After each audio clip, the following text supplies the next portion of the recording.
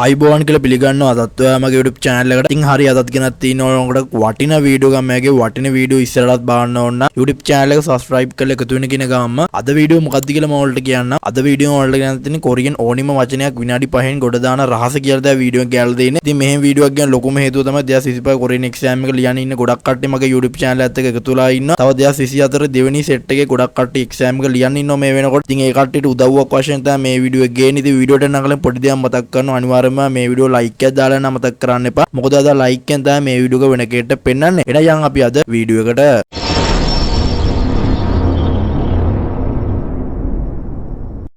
ඉතින් වීඩියෝ ටන්න කලින් පොඩි දේවල් ටිකක් ඔයගොල්ලන්ට කියන්න ඕනේ. ඉතින් ඔයගොල්ලෝ 2025 කොරියන් එක්සෑම් එක ලියන්න ඉන්න කෙනෙක් නම් මේ වීඩියෝ එක බලන්න. අනිවාර්යයෙන්ම මේ වීඩියෝ එකේ තියෙන ස්ටෙප් ටික ෆලෝ කරොත් අනිවාර්යයෙන්ම ඔයාලට 2025 කොරියන් එක්සෑම් එකේදී ලකුණු 200 කියන ටාගට් එක කිසිම ගේමක් නැතුව සක්සස් කරගන්න පුළුවන්. මේ වීඩියෝ එකේ තියෙන විදිහට වැඩ ටික ඉස්සරහට කරගෙන ගියොත් ඔයගොල්ලන්ට මුලදී කිව්වා 2024 දෙවෙනි කාණ්ඩ ලියන්න ඉන්න කෙනෙක් නම් අනිවාර්යයෙන්ම මේ වීඩියෝ එක බලන්න කියලා. ඉතින් ඔයාලටත් මේ වීඩියෝ එකේ තියෙන දේවල් ටික කරොත් යම්කිසි ප්‍රමාණයකට ඔයාලට එක්සෑම් එක ගොඩ දාගෙන ලකුණු ඉන්නවට වඩා වැඩි ලකුණු 20ක් 30ක් වැඩි කරගන්න පුළුවන්. මේ වීඩියෝ එකේ තියෙන දේවල් ටික ඔයා ඉස්සරහට ෆලෝ කරන් ගියොත් වීඩියෝ එක ස්කිප් කරන්න නැතුව දිගටම කන්ටිනියු කරන් යන්න. මොකද ඔයාලට ලොකු දේවල් ප්‍රමාණයක් මේ වීඩියෝ එකේ අන්තිමේදී ගන්න පුළුවන් වෙයි කියලා මම හිතනවා. 2024 තිබ්බේ සිලබස් එක නෙමෙයි අලුත් සිලබස් එකක් තමයි නිව් සිලබස් එකක් තමයි ඔයගොල්ලන්ට එක්සෑම් එකට එන්නේ. ඉතින් මේ නිව් සිලබස් එක ආවට පස්සේ ඔයගොල්ලෝ දන්නවා මේ පාඩම් 60ම ඔයගොල්ලන්ගේ එක්සෑම් එකට වැදගත් වෙනවා. මොකද ඔයා දන්නවා 2024 එක්සෑම් එක ලියනවා නම් මේ අන්තිම පාඩම් ටිකක් ඔයගොල්ලෝ බලන්න ඕනේ නැහැ. ඉතින් මේ 2024 සිලබස් එකෙන් මේ 2025 නිව් සිලබස් එකට ආවට පස්සේ ඔයගොල්ලන්ට මේ පාඩම් 60ම ඔයගොල්ලන්ට වැදගත් වෙනවා. ඉතින් මේ පාඩම් 60ේම අලුත් වචන තියෙනවා, අලුත් ව්‍යාකරණ තියෙනවා. ඉතින් ඒ විදිහට තමයි මේ සිලබස් එක හැදිලා තියෙන්නේ. ඉතින් මේ සිලබස් එක ගොඩ දා ගන්න ඕන නම් අනිවාර්යයෙන්ම ඔයගොල්ලෝ කපටි වෙන්න ඕනේ. කපටි වෙන්න ඕනේ කියන්නේ වෙන කවුරුත් කරන්න නැති විදිහට වැඩ කරන්න ඕනේ. ඒ කියන්නේ ඔයා දන්නවා ඔයා දැන් එකේ ඉඳන් පාඩම් කියෝගෙන යනවා 60 වෙනකන් ඒ විදිහට පාඩම් කරනවා නම් ඔයාලා කවදාකවත් එක්සෑම් එක ගොඩ දා ගන්න බෑ. ඔයා දන්නවා මේ එක්සෑම් එක කොරියන් එක්සෑම් එක කොච්චර තරඟකාරී විභාගයක් වෙලා තියෙනවද කියලා මේ වෙනකොට කවුරුත් හිතන්නේ නැති විදිහකට කොරියන් එක්සෑම් එකේ සිලබස් එක ගොඩ දා ගන්න විදිහට වැඩ කරොත් තමයි ඔයා මේ කොරියන් එක්සෑම් එකෙන් ඉහළම ලකුණක් කරන් ඔයාලට කොරියන් ඩ්‍රීම් එක සක්සස් කරගන්න පුළුවන් වෙන්නේ. ගොඩක් කට්ටිය 80%ක්ම කරන දේ මම ඔයගොල්ලන්ට කියාගෙන යන්න. කොරියන් එක්සෑම් එක කරනවා ආවට පස්සේ පන්තිය ඔයගොල්ලන්ට පාඩම් කරගෙන යනවා. පාඩම් වලින් ඔයගොල්ලෝ කොරියන් වචන තියෙන සිංහල තේරුම ඔයා ලියා ගන්නවා. නැත්නම් සිංහල පරිවර්තන පොත තියෙනවා නම් කොරියන් වලින් ඔයාට අමාරු වචන කියවෙන විදිහ ඔයා ලියාගෙන ගිහිල්ලා ඒ විදිහට වචන පාඩම් කරගෙන ගිහිල්ලා වචන පාඩම් කළා වාක්‍ය වලට යනවා. වාක්‍ය වලින් ඔයගොල්ලෝ ඡේද වලට යනවා. ඉතින් ඕක තමයි සරලවම ප්‍රොසෙස් එක. කවුරු හරි එක්සෑම් එක ලියන්න ආපු කෙනෙක් නම් 80%ක්ම කරන්න ඕන ඔය දේ තමයි. වචන පාඩම් කරනවා, වාක්‍ය පාඩම් කරනවා, මේ වාක්‍ය පාඩම් කරලා ඡේද පාඩම් කරනවා, ඡේද පාඩම් කරලා සිලබස් එක කවර් කරගෙන ඔයගොල්ලෝ කෙලින්ම යන්නේ ප්‍රශ්න කරන්න. ඉතින් මේ ප්‍රශ්න කරන්න ගියාට පස්සේ ගොඩක් කට්ටියට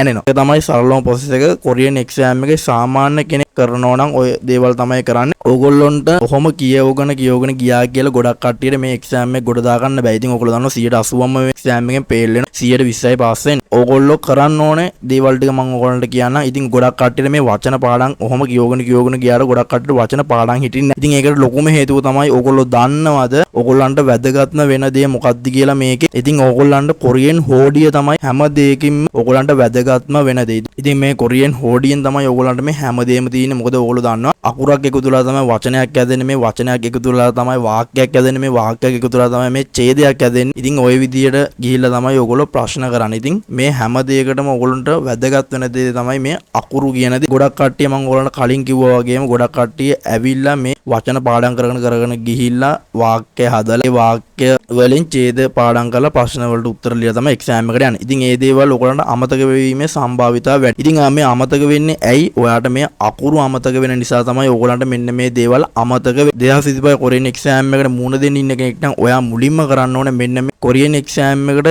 එන මූලිකම දේ තමයි මෙන්න මේ කොරියන් අකුරු, කොරියන් හෝඩිය. හොඳට හෝඩිය ඔයගොල්ලෝ අරගෙන හොඳට ඔලුවට දාගන්න. ඔලුවට දාගත්තට පස්සේ ඔයගොල්ලන්ට මෙන්න මේ කොරියන් එක්සෑම් එක කියන දේ කිසිම ගේමක් නැතුව ඒ ගේම් එක ඉස්සරහට ප්ලේ කරන්න පුළුවන්. ඉතින් මේ අකුරු වල අවුල් නිසා තමයි ඕගොල්ලොන්ට වචන පාඩම් කරන්න යනකොට මේ වචනේ පාඩම් හිටින්නේ නැත්තේ. ප්‍රශ්නයක් කරන්න යනකොට මේ වචනේ මොකක්ද කියලා මතක හිටින්නේ නැත්තේ. ඡේදයක් හරියට බලාගෙන යනකොට ඒ ඡේදෙ මැද්දෙන් ඒ දේවල් මතක නැති වෙන්නේ. අමාරු වෙන්නේ. මේ හැම දෙයක්ම වෙන්නේ ඕගොල්ලන්ට මෙන්න මේ කොරියන් එක්සෑම් එකේ තියෙන කොරියන් හෝඩිය බැරි කම නිසා තමයි. ඔයා මුලින්ම කරන්න ඕනේ මෙන්න මේ කොරියන් හෝඩිය. සතියක් දෙකෙන් මේ කොරියන් හෝඩිය ඔයාගේ ඔලුවට දාගන්න බෑ. මේ කොරියන් හෝඩිය ඔලුවට දාගන්න ඔයාලට මාස 2 වගේ කාලයක් යනවා. ඉතින් මේ මාස 2කින් ඔයා කොරියන් හෝඩිය හොඳට ඔයාගේ ඔළුවට දාගත්තොත් මේ කොරියන් එක්සෑම් එකේ ලකුණු 200ක් ගන්නවා කියන දේ ඔයාට ඊටම පොඩි දෙයක්. ඉතින් ඒක නිසා ඔයා අනිවාර්යයෙන්ම කරන්න ඕනේ මෙන්න මේ කොරියන් හෝඩිය හරියටම ඔළුවට දාගන්න. ඉතින් මේ කොරියන් හෝඩිය ඔළුවට වැටෙනා කියන්නේ ඔයාට කොරියන් කියන සබ්ජෙක්ට් එක කිසිම ගේමක් නැතුව ඉස්සරහට කරගෙන යන්න පුළුවන්. හෝඩිය ගොඩ දාගන්න විදිය මම ඔයගොල්ලන්ට කියන්නම්. මම කරපු ස්ටෙප් එකක් කොහොමද මම හරියට හෝඩිය මගේ ඔළුවට දාගත්තේ කියලා. ඉතින් ඔයා මුලින්ම ගන්න CR කොලයක්. ඉතින් මේ CR කොලයක් අරන් ඔයා එක අකුර ලියන්න මේ CR කොලේ පිරෙන්න අයන්න ගත්ත කොරේන අකුර ලියන්න කොරේන අකුර ලියලා ඒක ඉස්සරහෙන් අයන්න කියලා ලියන්න. ඉතින් ඒ විදියට ඒ අයන්න අකුර ඔයා මේ CR පිටුව පිරෙන්නම ලියන. පිටුවම කියෝ මේ CR පිටුව පිරෙන්නම අයන්න අකුර. ඉතින් ඒ විදියට තමයි මේ හැම අකුරම කරන්න ඕනේ. ඒ විදියට කරලා බලන්න අනිවාර්යයෙන්ම ඔයාලට මේ කොරියන් හෝඩිය ඔළුවට දාගන්න පුළුවන් කිසිම ගේමක් නැතුව. ඉතින් ඔයා කොරියන් හෝඩිය ඔළුවට දාගත්ත කියන්නේ ඔයාලට වචන කියන දේ ඒ වචන එකතු වෙන අකුරු දැක්කේ ගමන් ඔයාලට මේ අකුර මතක් කළා මේ වචන කියව ගන්න පුළුවන්. ඉතින් ඒ වචන කියව ගන්න පුළුවන් කියන්නේ ඔයාලට අනිවාර්යයෙන්ම වාක්‍යයක් හදා ගන්න පුළුවන්. මේ වාක්‍ය හදාගත්ත කියන්නේ ඔයාලට ඕනම ඡේදයක් කියව ගන්න පුළුවන් හැකියාව වෙනවා, තේරුම් ගන්න පුළුවන් හැකියාව වෙනවා. ඉතින් ඒ විදිහට තමයි ඔයා මෙන්න මේ වැඩ ටික කරන්න ඕන. ඉතින් මම ඔයගලන්ට කියන්නම් ඊට පස්සේ කොහොමද වචනයක් හරියටම ඔලුවට දාගන්න කියලා. ඉතින් මේ වචන පාඩම් කරනකොට ගොඩක් කට්ටිය පාඩම් ගන්න සිලබස් එකේ තියෙන පොත ගත්ත. ඒක කියවගෙන යනවා. ඉතින් ඒ විදිහට තමයි ගොඩක් කට්ටිය පාඩම් කරන්නේ. එහෙම කරා කියලා ඕගොල්ලන්ගේ ඔලුවට මෙන්න මේ වචනේ වැටෙන්නේ නැහැ. ඉතින් සමහර වචන තියෙනවා පාඩම් හිටින වචන, සමහර වචන තියෙනවා පාඩම් හිටින්නේ නැති වචන. ඉතින් මේ පාඩම් හිටින්නේ නැති වචනට ඔයා කරන්න ඕන CR කොලයක් අරගෙන මෙන්න මේ වචන ලියලා ඒ වචන ඉස්සරහින් ඔයා ලියන්න. ඒක කොරියන් වලින් ශබ්ද වෙන්නේ කොහොමද කියලා. ඊට පස්සේ ඔයා ලියන්න ඒක සිංහලෙන් ශබ්ද වෙන්නේ කොහොමද කියලා. ඒ කියන්නේ උදාහරණයක් වශයෙන් ගත්තොත් කිරි කියන එක. ඒ කිරි කියන එක ගත්තට පස්සේ කොරියන් වලින් කියවෙන්නේ උයු කියලා. ඉතින් ඒ විදිහට ඔයා ලියන්න ඕන. කොරියන් වලින් ලියනවා. ඊට පස්සේ කොරියන් වලින් ශබ්ද වෙන්නේ කොහොමද කිරි කියන එක උයු කියලා. ඒක ලිව්වා. ඊට පස්සේ අන්තිමටම ඒකේ සිංහල තේරුම ලිව්වා. ඉතින් ওই විදිහටම ඒ වචනේ CR පිටුවක් පිරෙන්නම ලියන්න. පිරෙන්නම ලිව්වට පස්සේ ඕගලන්ට පුළුවන් මෙන්න මේ වචනයක් හරියටම ඔයාගේ ඔළුවට දාගන්න. ඉතින් ඔයක තමයි සරලවම ක්‍රමය කොරියන් එක්සෑම් එක ගොඩ දාගන්න. ඉතින් ඔය විදිහට ඔයා වැඩ කරොත් අනිවාර්යයෙන්ම ඔයාට පුළුවන් කිසිම ගේමක් නැතුව කොරියන් එක්සෑම් එකේදී ලකුණු 200න් 200ම අරන් හයිගස් මාක් එකක් දාලා එක්සෑම් එක පාස් වෙන්න. ඉතින් මම කියපු දේවල් ඔයා කරලා බලන්න අනිවාර්යයෙන්ම ඔයාට සක්සස් වෙන්න පුළුවන් 100%ම මේ විදිය ඕගොල්ලෝ කරගෙන ගියොත්. මම හිතනවා අද වීඩියෝ එක මොනවාරි දෙයක් ඔයා ඉගෙන ගන්න නැති කියලා. අද වීඩියෝ එක මොනවාරි දෙයක් ගත්තා නම් අනිවාර්යයෙන්ම මේ වීඩියෝ ලයික් එකක් දාලා නමතක් කරන්න එපා. මොකද අද ලයික් එකෙන් තමයි මේ වීඩියෝ එක වෙන කෙනෙක්ට පෙන්නන්නේ. ඉතින් ඊට කොරියන් එක්සෑම් එක පිළිබඳව සියලුම අප්ඩේට් මගේ YouTube channel එකෙන් ඉස්සරහට ඔයගොල්ලන්ට දෙනවා. ඒ අප්ඩේට් බලන්න ඕන නම් අලුතෙන් එකතු වෙන කෙනෙක් නම් මගේ YouTube channel එකත් එක්ක මේ වීඩියෝ එකෙන් අනිවාර්යයෙන්ම channel එක subscribe කර channel එකත් එක්ක එකතු වෙලා ඉන්න කියන ගාම්ම අදට වීඩියෝ එක ඉවර කරනවා. හැමෝටම බුදු සරණයි. ඊනුණුන් වැඩ කරන මගෙන් ඔක්කොටම තුරන්න හරියන්න ඕනේ.